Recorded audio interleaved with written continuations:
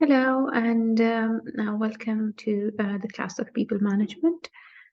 Today is week one. My name is Madiha Hassan, and we are going to discuss about people management in this class.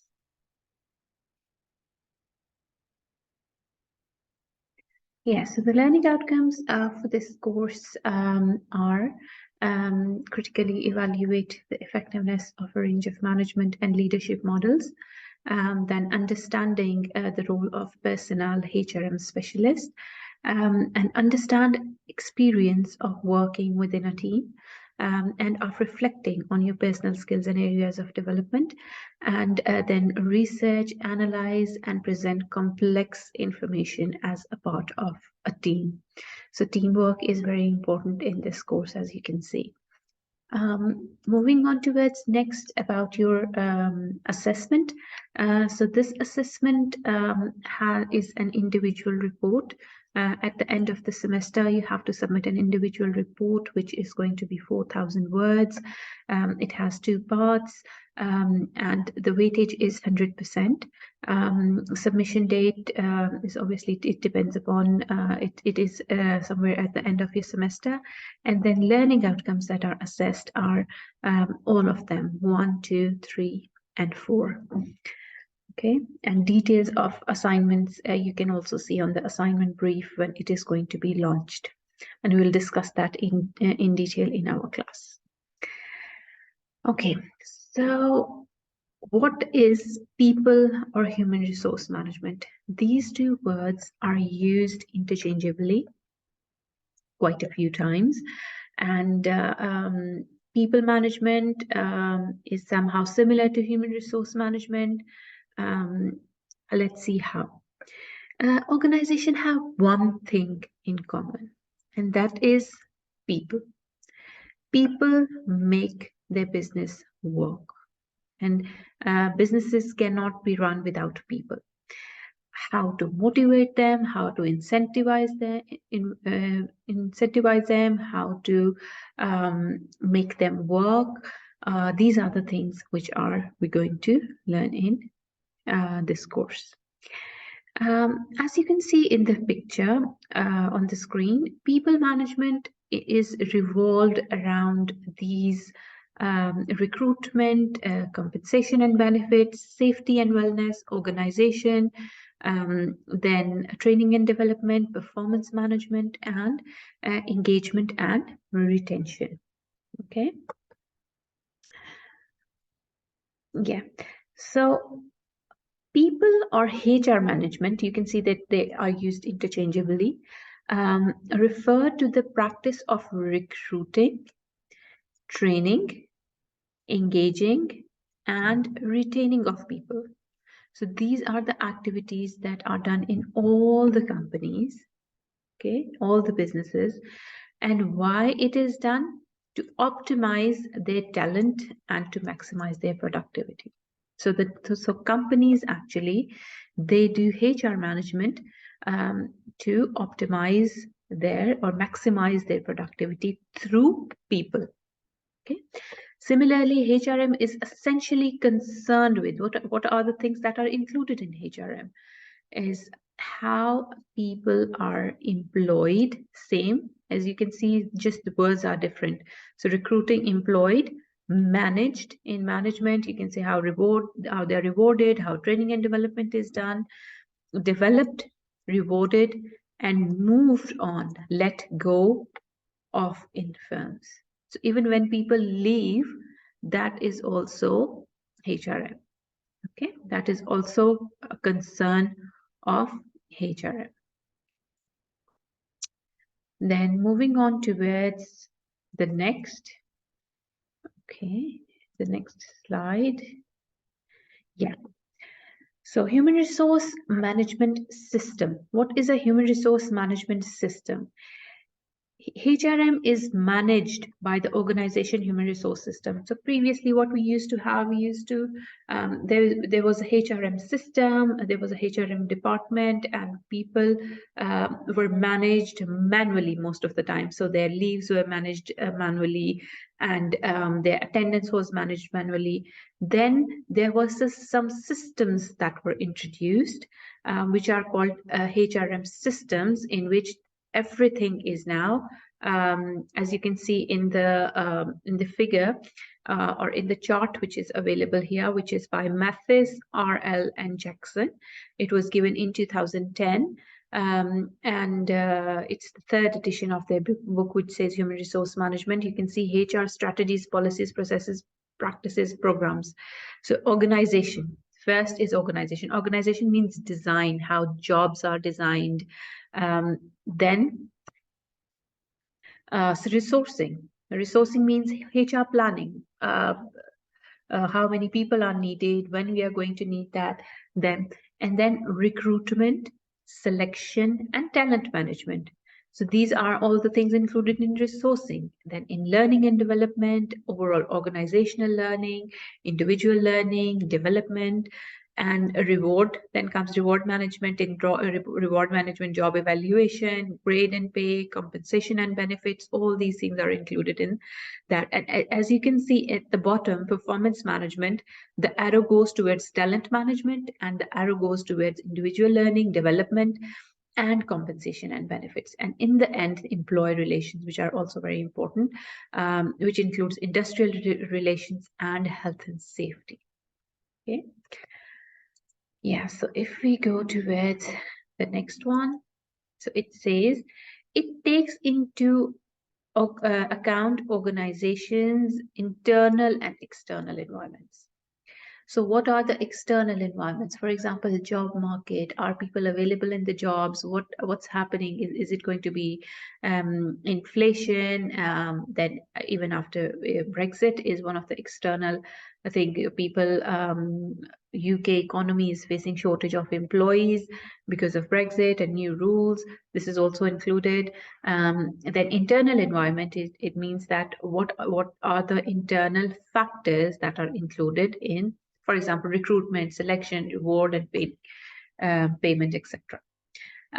Takes into account internal and external environments, brings together in a coherent way aspects which include HR philosophies, strategies, policies, processes, procedures, protocol methods, practices, programs, best practice guidelines, and standard and pathways.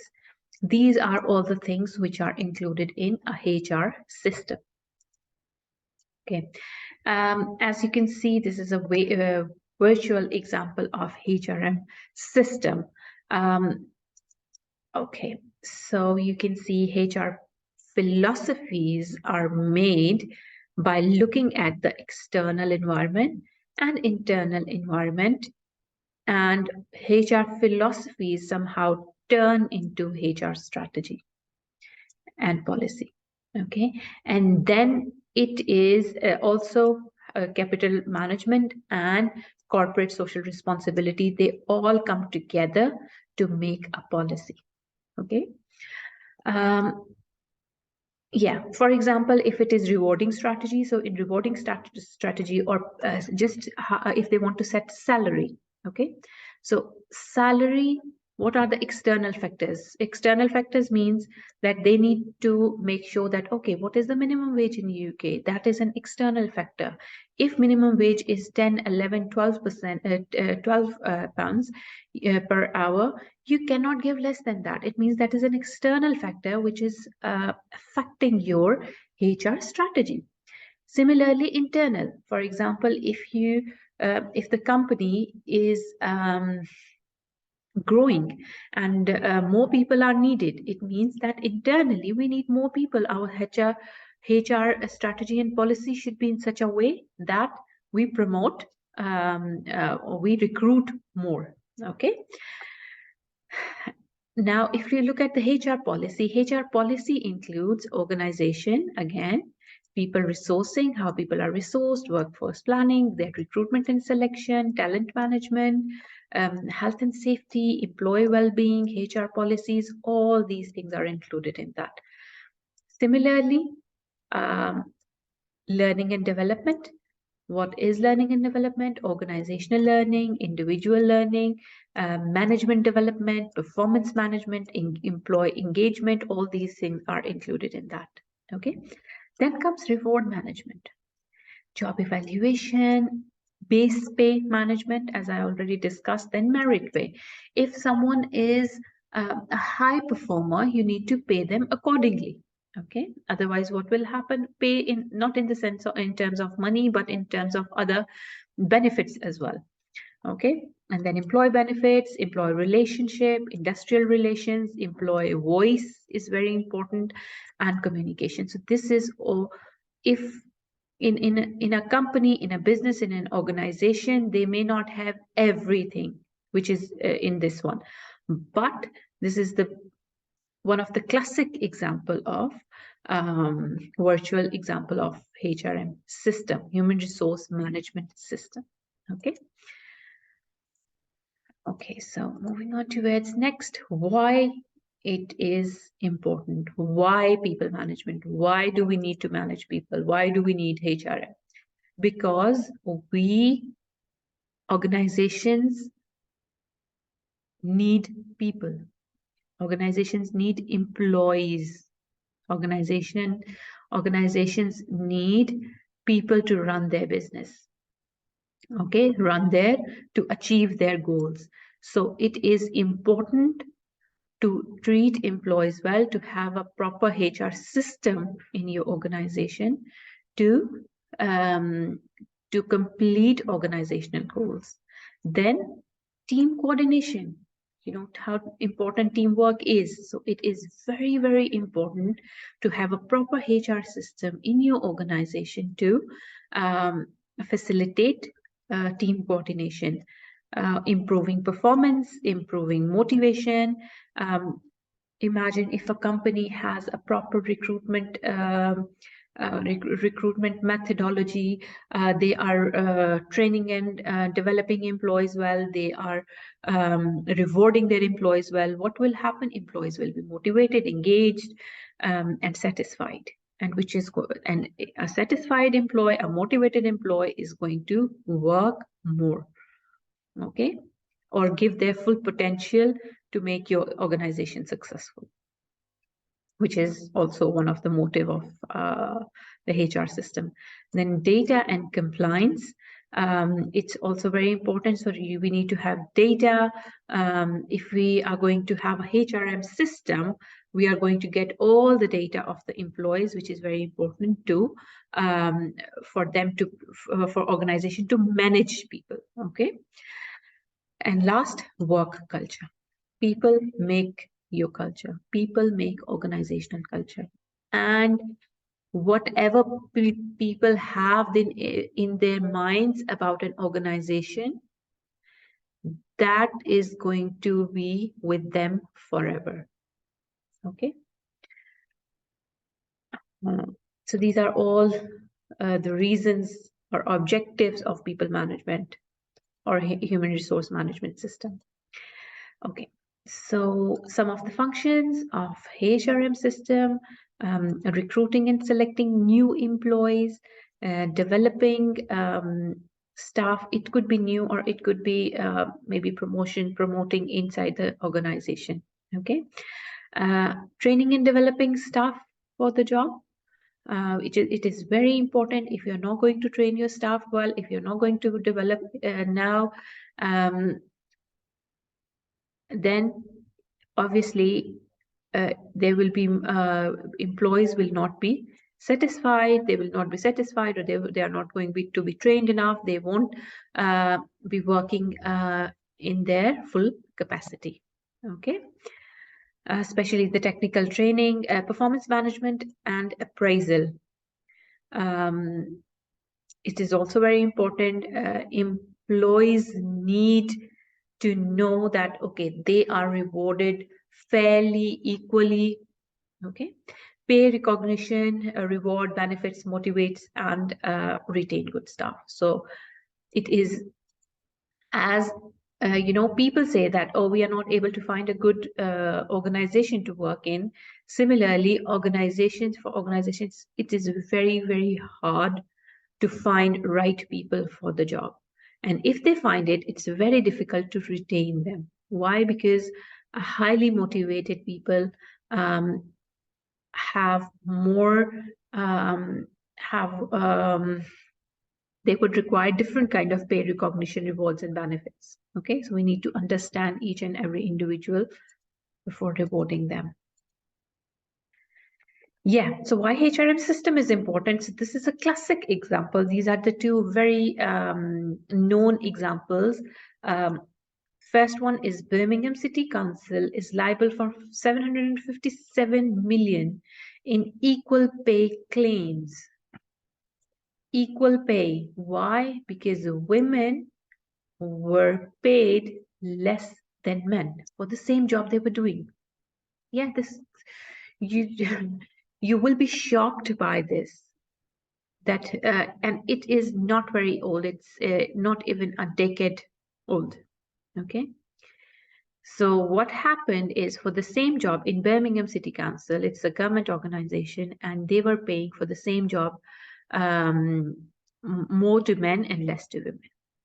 And when they were taken to the tribunal and the case was against them, and obviously they lost the case and they had to pay 757 million in equal pay claims, because they had to pay all the salaries at that time, which were less than the men. Similarly, BBC is also one of the very, known company, British Broadcasting.